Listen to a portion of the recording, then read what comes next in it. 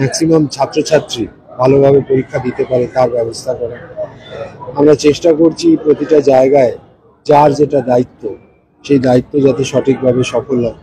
নবান্নে একটা মিটিং হয়েছিল, চিফ সেক্রেটারি ওটা মিটিংটা প্রিজাইড করেছিলেন, যেখানে আমরা সবাই ছিলাম, মাধ্যমিক, উচ্চ মাধ্যমিক এবং মাদ্রাসা বোর্ডের সমস্ত প্রতিনিধিরা ছিল। Welcome everyone. মাধ্যমিক এন্ড এইচএস এক্সাম 2025 সংক্রান্ত এই মুহূর্তে বিগ ব্রেকিং এবং সুপার এক্সক্লুসিভ আপডেট শেয়ার করবো। এই মুহূর্তে তোমরা যারা মাধ্যমিক এন্ড এইচএস এক্সাম 2025 ক্যান্ডিডেট রয়েছে, অবশেষে কিন্তু চূড়ান্ত মিটিং শুরু। ঠিক আছে, পরীক্ষা নিয়ে কিন্তু ইতিমধ্যে মাধ্যমিক, মধ্যশিক্ষা পর্ষদ এবং উচ্চ মাধ্যমিক শিক্ষা সংসদ থেকে শুরু করে কিন্তু স্বাস্থ্য আধিকারিক থেকে শুরু করে অ্যাডমিনিস্ট্রেটিভ লেভেলে কিন্তু একটা মিটিং হয়েছে এবং সেখানে কিন্তু একাধিক গুরুত্বপূর্ণ সিদ্ধান্ত নেওয়া হয়েছে তোমাদের পরীক্ষাকে কেন্দ্র করে।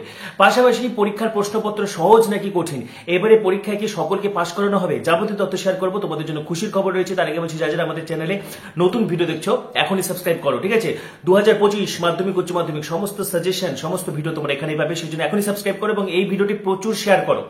যারা মাধ্যমিক এন্ড এইচএস এক্সাম নিয়ে টেনশন করছে তারা যদি রিলিফ পেতে পারে। পাশাপাশি তোমরা অনেকেই নোটিফিকেশন পাচ্ছ না, সেক্ষেত্রে কিন্তু সাবস্ক্রাইব করে বেল আইকনটি প্রেস করে দাও। ঠিক আছে, তো ইতিমধ্যে কিন্তু বাম্পার লেভেলে কিন্তু মিটিং হয়েছে মধ্যশিক্ষা পর্ষদ, উচ্চ মাধ্যমিক শিক্ষা সংসদ থেকে শুরু করে রাজ্যের স্বাস্থ্য আধিকারিকদেরকে নিয়ে নবান্নের সঙ্গে কিন্তু একটা জরুরি ভিত্তিতে মিটিং হয়েছে।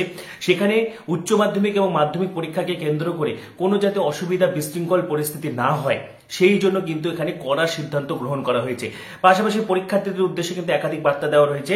পরীক্ষা হলে কিন্তু কোনোভাবে মোবাইল ফোন বা কোনো ইলেকট্রনিক্স গ্যাজেট নিয়ে প্রবেশ করা যাবে না। যদি ধরা পড়ো, যেমনটা আমি তোমাদেরকে আগে জানিয়েছিলাম, পরীক্ষা তো বাতিল হবে এবং আপকামিং 3 ইয়ার্স, ঠিক আছে, পরবর্তী 3 বছরের জন্য কিন্তু আর পরীক্ষায় বসতে পারবে না। পাশাপাশি এবছর কিন্তু একাধিক সুযোগ সুবিধা থাকছে পরীক্ষার্থীদের জন্য। প্রত্যেকটি জেলা ভিত্তিক হেল্পলাইন নম্বর খুব তাড়াতাড়ি শুরু হয়ে যাবে। যখন সেই নোটিশ আসবে আমি তোমাদেরকে দিয়ে দিব। ঠিক আছে, জেলা ভিত্তিক হেল্পলাইন নম্বর খোলার কথা বলা হয়েছে এবং যারা প্রত্যন্ত এলাকায় থেকে, সুন্দরবন থেকে শুরু করে পাহাড়ি এলাকা, জঙ্গলমহল এলাকা, সেই সব জায়গায় কিন্তু ছাত্রছাত্রীদের জন্য বাসের ব্যবহার করা হবে। ঠিক আছে, বাস পরিষেবা চালু হচ্ছে। একাধিক পরিবহন দপ্তরের থেকেও কিন্তু মিটিং উপস্থিত ছিল এবং পাশাপাশি তোমাদেরকে জানিয়ে রাখি যে প্রত্যন্ত এলাকাগুলোতে তোমরা যদি পরীক্ষা কেন্দ্রে না পৌঁছতে পারো, সেক্ষেত্রে তোমরা যদি স্থানীয় পুলিশ প্রশাসনের সঙ্গে ফোন করো বা হেল্পলাইন নম্বরে ফোন করো, সেক্ষেত্রে কিন্তু তারা তোমাদেরকে সেখানে পৌঁছে দেবে। ঠিক আছে, তো এই ব্যাপারে যখন ডিটেলস নোটিশ আসবে আমি তোমাদেরকে দিয়ে দিব। পাশাপাশি দেখো, এখনো পর্যন্ত কিন্তু ঘোষণা হয়নি যে 100% বা 100% সকলকে পাস করানো হবে।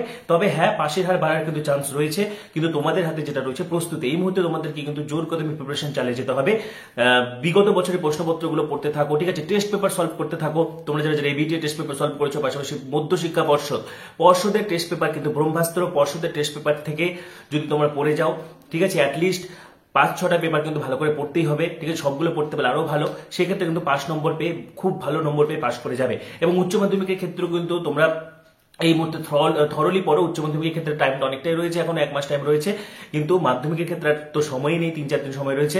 তো এই এতটুকু সময়ের মধ্যেই কিন্তু তোমাদেরকে যে যে বিষয়গুলোতে ভীতি রয়েছে সেগুলো আরেকটু বারবার করে রিভাইজ দিয়ে নিতে হবে। ঠিক আছে, এবং লেখে আসতে হবে, সাদা খাতা জমা দেওয়া যাবে না, লেখে আসতে হবে।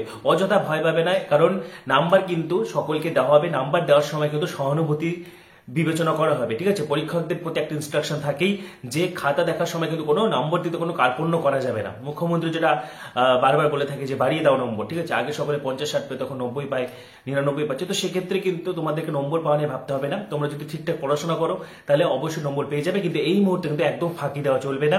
এই মুহূর্তে তোমাদেরকে কিন্তু জোর কদমে পড়াশোনা চালিয়ে যেতে হবে। নবান্নে একটা মিটিং হয়েছিল, চিফ সেক্রেটারি ওটা মিটিংটা প্রিজাইড করেছিলেন, যেখানে আমরা সবাই ছিলাম, মাধ্যমিক, উচ্চ মাধ্যমিক এবং মাদ্রাসা বোর্ডের সমস্ত প্রতিনিধিরাও ছিলেন।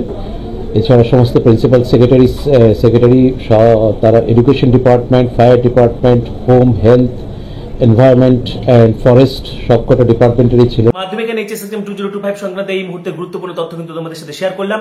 পরবর্তী সাজেশনগুলোর জন্য, ঠিক আছে, সমস্ত বিষয়ের সাজেশন তোমরা এখানেই পাবে, সেই জন্য এখনই সাবস্ক্রাইব করো, পাশে থাকা বেল আইকনটি প্রেস করো, ভিডিওটি প্রচুর শেয়ার করে দাও।